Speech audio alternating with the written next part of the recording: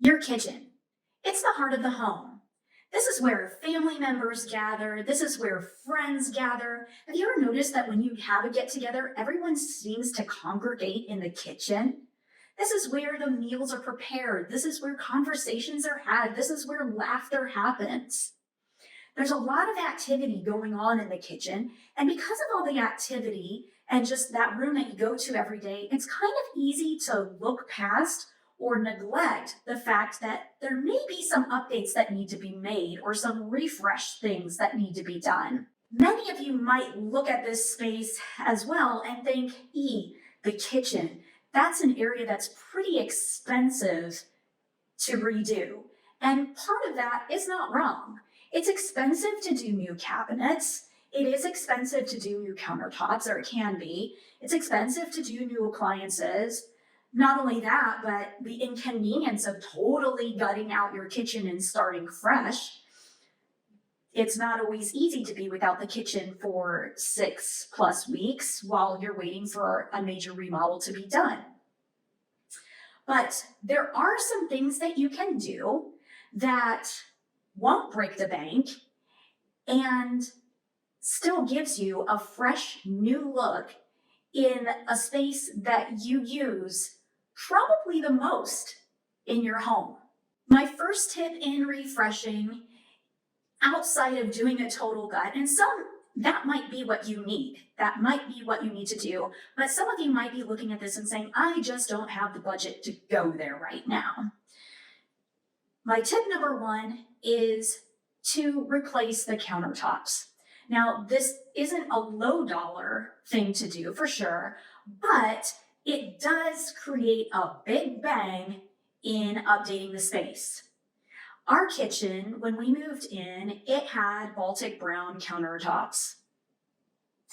And Baltic brown in its day was fantastic. If you had Baltic brown, boy, you were somebody. Baltic brown and Ubatuba were kind of floating around in the granite world at the time that this house was built. And though it was lovely then, it's not my cup of tea, or it wasn't my cup of tea, or James's either. I didn't like how dark it was. It just kind of darkened the space. What really got me was I was cleaning the countertops one day. I did this wipe and I looked at the cloth and I'm like, what is that, pepper? No, it was a colony of ants living on my countertop and I didn't even know it because of the dark top. This freaked me out and we needed to change the tops, not just because of the ants, but it just wasn't my vibe. I'm more of a light, airy kind of person. There are some things that I like darker, but in the kitchen, I want it bright and fresh and clean looking. So we did invest in doing new countertops, and what a transformation that did. We weren't in the market to be able to tear out the kitchen and redo. And is the kitchen exactly how we want it to be? No, not yet. We're doing this in phases. So one year for Christmas, we decided our gift to each other was to replace the countertops. This made a huge difference in the look of the space. And sure, it was a little bit of a higher dollar thing to do, but it definitely saved us in tearing out the kitchen altogether. I love the layout of my kitchen. I just didn't like the tops. That is my first tip. Tip number 2 for a kitchen refresh on a budget is to update the lighting. Okay, if you have a fluorescent cloud fixture in the center of your kitchen, you need to do some updating. There's so many better options out there right now. So say you do love that cloud light fixture, okay, great, go to LED. They're brighter, it's crisper, you get more light output from it. And if you're listening to the ballast hum, get rid of that and do some updating. My recommendation would be to get rid of that cloud light altogether and add can light fixtures. Look at how you use your kitchen space. In the work areas, you should have nice illumination. You shouldn't have dark shadows. You should be able to see clearly. If you have an area in your kitchen that when you're working, you're like, this is really hard to see at certain times of the day, especially when cooking dinner in the evening, then maybe consider adding some can lights to the space. Outside of can light fixtures, consider maybe updating if there's a light fixture hanging over the kitchen island that, yeah, it's looking kind of shabby, or a light fixture that's hanging in the eating area. Maybe look at those as items to update as well. Sure, light fixtures can be expensive, but in perspective, just replacing that or rethinking how the lighting is done, it really is a minimal cost for a very big bang. To update a space, lighting it up makes a huge difference. If you've been following along in some of our other videos, you'll see the video, which we'll link below, of James and I doing an update to our kitchen lighting. So when we moved in, we had added can light fixtures to really light up the room, and we had removed a hanging light fixture over our island. And recently we created a soffit that came down, and it's more of a cloud of light with 3 can lights inserted in it. So it added detail to our ceiling as well as great light over the island. I didn't realize how big of an impact this would make. It's so nice to have the extra light. The island is the area that I use the most when I'm cooking. It's right between the stove and the cooktop and the oven. I have great space to do all my meal preparation there and then pop things on the cooktop or pop things in the oven. That extra light made such a difference, and removing that old style hanging light fixture over the island and replacing it with something clean and fresh like that really did make a difference. My third tip in refreshing your kitchen is maybe it just needs a fresh coat of paint. Look at your paint color. Does the color itself date the space? Or do you still love the color, but it's just looking a little dingy? Adding a fresh coat of paint to the kitchen space will give it a nice, fresh, clean look. While you're painting, don't forget about the ceiling. The ceiling in a kitchen can start to look kind of dingy, especially the ceiling right above where you're doing the cooking. Sometimes that smoke and grease can leave a dark spot on the ceiling.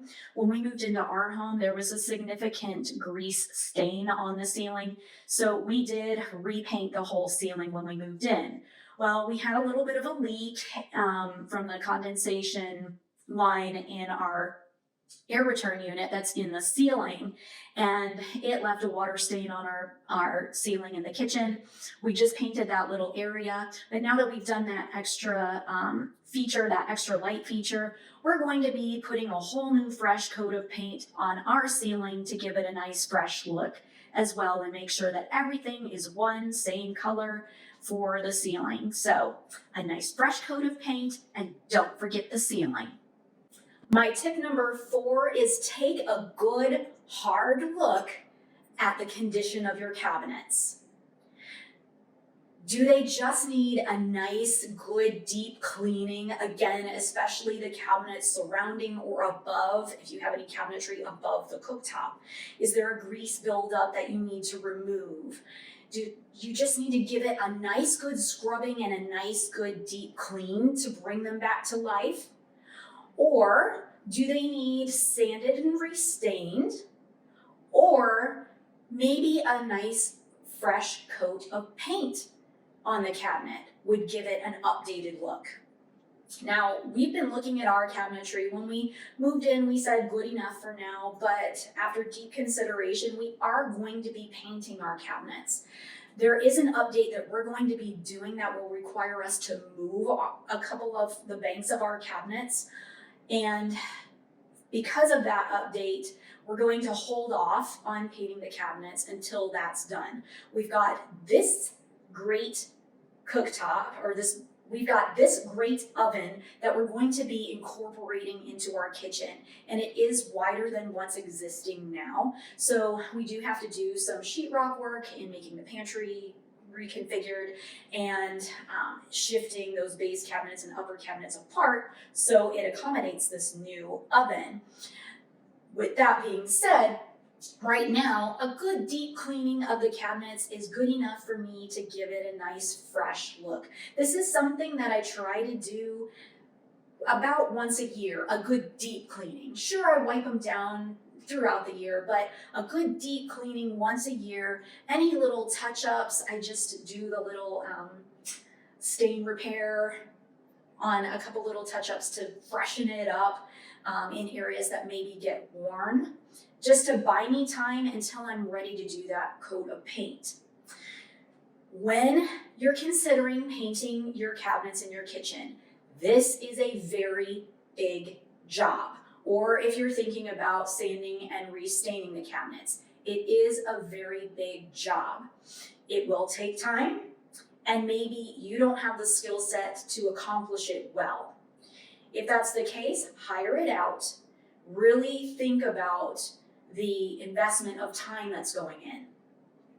If you're going to do this DIY, what I recommend is removing all the doors and drawers and investing in a nice spray gun and spraying those doors and drawers, and then painting the boxes in place.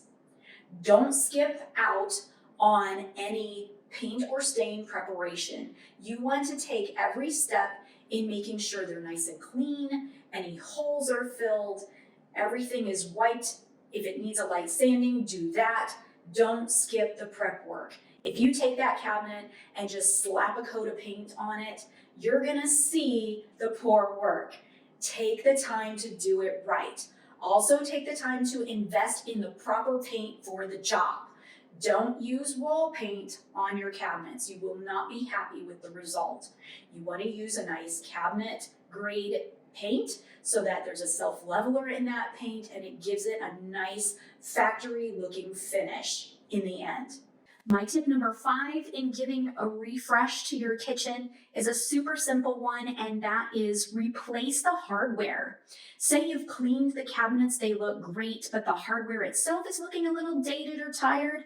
This is something that you just count it up, see how many you need, and there are so many options for purchasing these. You can go to your local hardware store, you can go to your local kitchen and bath store, plumbing supply house, or jump online. Jumping online, this is a rabbit hole with a plethora of knobs and pulls.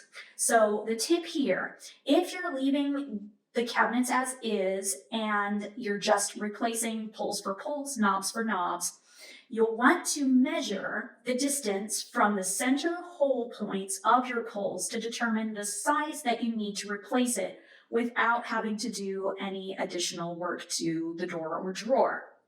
So you're replacing the same size for the same size. Say you are repainting or you're painting those cabinets and you want to change the pulls or the knobs. This may require to drill additional holes or maybe even fill holes and re-drill. If you're filling them, you'll want to make sure you do that during the preparation stages of prepping your cabinets for paint, making sure it's nice and smooth so that when that painted finish is done, you don't see where the existing holes were. But this is something that is so simple to do. As long as you can use a screwdriver, anybody can do this. Again, there's so many styles out there. A super simple way to elevate and bring your kitchen doors and drawers back up to speed.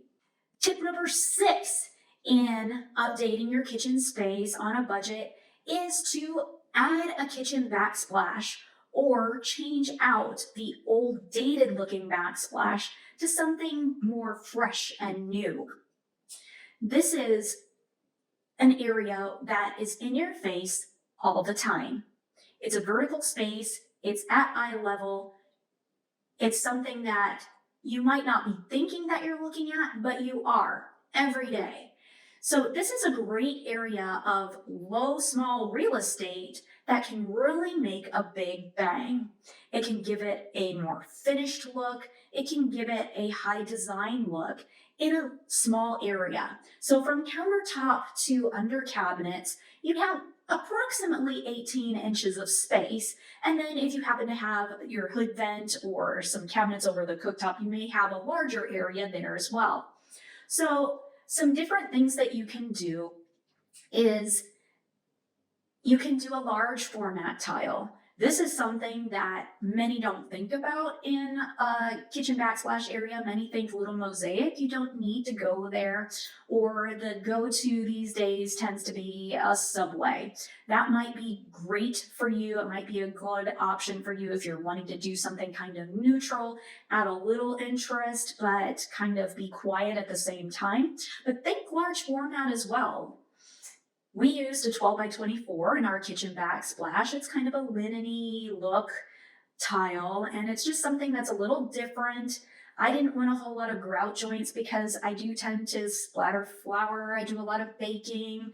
I tend to splash. I just needed something that was easy to wipe down, and I wanted it to be present and add an element of design, but I didn't really want it to be a showcase feature in my kitchen. Your backsplash, you might want that to be the showcase feature. If you're adding a backsplash, keeping the countertops and adding the backsplash, and you have the little 4-inch rise, consider having that removed and allowing the backsplash to go all the way to countertop. Now, this can't be done in all cases. Sometimes when a 4-inch splash is going to be present, they're not exactly worried about the countertop itself going all the way to the wall, and there might be gaps that a backsplash isn't thick enough to cover. You kind of want to have a professional take a look at that to make sure you're in a good position to be able to do that. This really makes the backsplash look intentional and not like an add-on. If removing the 4-inch splash is not something you want to do, or you're doing this at home and you're doing this on your own and you prefer just to leave it as is, think about incorporating a backsplash that works well with that 4-inch splash so they don't have too much of a contrast from one another and they kind of work well together. They're harmonious with one another. If you're wanting to do a feature over the cooktop area, we kind of want to stay away from doing a little framed in something. That's something that we did years ago, and that's kind of a dated look. Consider maybe doing something as wide as the cooktop itself and going up. Other more current options, using slabs of quartz, using slabs of granite as the backsplash. Again, a large format tile will give that similar look as a slab look. There's just so many options out there to do, but adding a backsplash or just updating the backsplash really can make a difference in really making your kitchen look current and fresh. Tip number 7, update the faucet. If you've got the old school faucet that's low, it doesn't have a pull down, let's get that updated. Having something that has a gooseneck or just sits a little higher, has the pull down, all these conveniences really are an updated look and are just convenient to use. Replacing a faucet isn't that hard. Most can do this on their own. If you don't feel you have the skill set, ask a friend or ask a plumber, a professional to come in and swap that out for you. It's an investment of just the faucet itself and time, or hiring somebody in to do it. It's an inexpensive way to give a little bit of an update and a refresh. You know, if your faucet's dripping or leaking at all, it's time to let that go and let's replace it. My final tip, tip number 8, is probably the most simple one that really doesn't cost anything but time, and that is declutter your kitchen. Take the time to take everything off the countertops, give everything a good clean down, and then reevaluate what really is necessary to be on the countertop. Eliminating the clutter really updates and refreshes the look of the space. As you're removing things, take a look at a few of the containers that you have that you've been using And maybe it's time to invest in something different or go out antiquing and find something that looks a little more current or fresh. I had taken a good hard look. We had a container, a piece of pottery container that we had holding our spoons, all of our wooden spoons, and it was brown and black. It worked fine with the Baltic brown that we had going on, but when we had the countertops redone and I had these lighter tops and I plopped that on, I was like, hey, that kind of really doesn't go and I don't like it anymore. Never really loved it anyway. Why keep it? So I ditched that. I had a couple of little pots that they held succulents. The succulents I repotted into something different. And so I just had these fresh little pots and I decided to utilize those for now for my spoons. And this gave a more updated look. I'm looking at that space now again and thinking, when we repaint things and redo things, I think I'm going to relook at that. But for now, it's fresh and new for me. As you're decluttering and getting rid of, maybe there's appliances that you don't really use, they're just on the counter. Maybe find a home that's tucked away. If it's something you rarely use, do you really have to store it in the kitchen, or can it be stored somewhere else if you don't happen to have the real estate to store it in the kitchen? Really think about what is necessary to be on the countertop. Eliminate anything that doesn't need to be there. And then maybe think about investing in a few small decor items, or even if you've got a pretty bowl and you love your fruits and veggies, think about maybe storing some of those in a really nice bowl on the countertop. Just adding a little hint of decor to the countertop instead of appliances and kitchen-y stuff will really make it look fresh, make it look updated, and also make it pleasant.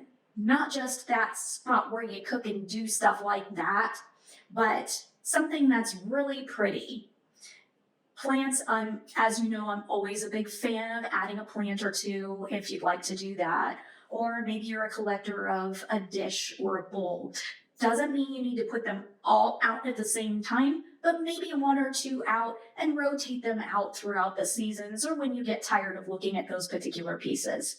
So there you have it. There are my 8 tips in giving your kitchen a refresh, an updated look without spending a whole lot of money. I hope you found these tips helpful. Share in the comments below some things that you've done to your kitchen to give it a refresh on a budget. We'd love to hear from you. Don't forget to give us a thumbs up if you like what you saw, and don't forget to hit that subscribe button. We'd love for you to follow along on all of our other design and decorating tips, as well as some of our other projects that we have going on around the house. Thank you so much for watching, and we'll see you next time.